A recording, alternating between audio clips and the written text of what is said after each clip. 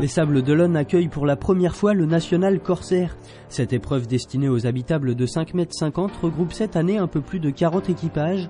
Cette fête annuelle du corsaire et des corsairistes se veut accessible à tous, du régatier au moins amariné. Disputé sur 4 jours, le National emprunte des parcours côtiers variés et relativement courts, mais aussi des parcours tactiques. Convivial et bon enfant, le National Corsair est avant tout l'occasion de naviguer entre passionnés de la voile. On part pour une course en mer, c'est-à-dire qu'on va faire les Sables, Jars-sur-Mer. C'est une épreuve qui s'appelle le National Corsair et ça se court chaque année depuis 1956 sous la forme d'étapes côtières. J'y ai participé à peu près sans discontinuer depuis 1969 et il y a dû y avoir 2 années où j'ai pas pu le faire. On prépare le bateau pour le départ qui est à 10h30. On est parti déjà pour participer et là, dans ce temps-là, comme il y a très peu de vent, c'est assez aléatoire. Il faut faire les bons choix, la moindre erreur, la paye cash. L'idée c'est d'être dans une flotte homogène, on rigole entre copains, c'est sympa, les bateaux c'est de la monotypie donc c'est agréable quoi.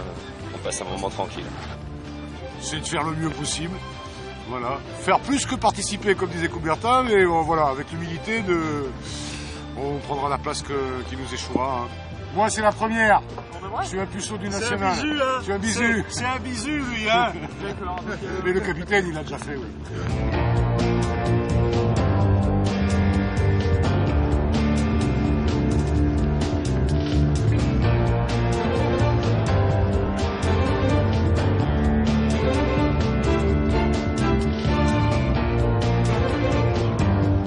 Les gens qui sont propriétaires de ces bateaux se réunissent annuellement sur deux épreuves, la Myth of Malham Cup qui se court sur une journée et le National Corsair qui se court sur une semaine, un peu moins d'une semaine.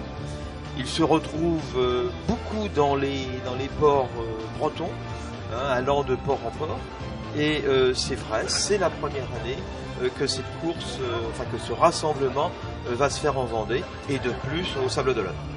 L'idée, c'est tout d'abord de naviguer sur des parcours côtiers le long de notre Vendée et sur des parcours tactiques également en baie des Sables. C'est de l'open, c'est-à-dire que c'est ouvert à tous, c'est ouvert à tout propriétaire du corsaire. Le corsaire, malgré tout, le bateau doit respecter une jauge, c'est-à-dire qu'ils doivent être tous identiques et ensuite ils vont s'aligner sur cette course.